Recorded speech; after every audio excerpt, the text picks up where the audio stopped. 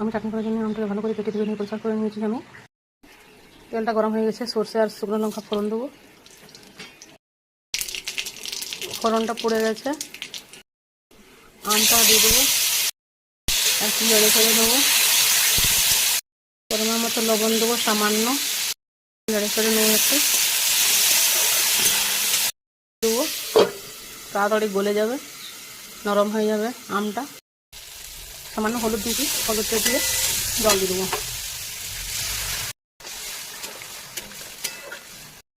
আমি এতে খেজুর গুঁড়ো দিয়ে দেবো,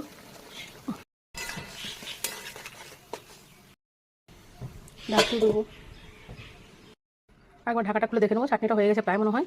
দেখুন চাটনিটা হয়ে গেছে, এটা এরকম পাতলা পাতলা করে হবে, খুব সুন্দর হয়েছে। আপনাকে পরিবেশন করে দেখাচ্ছি একটা প্লেটে।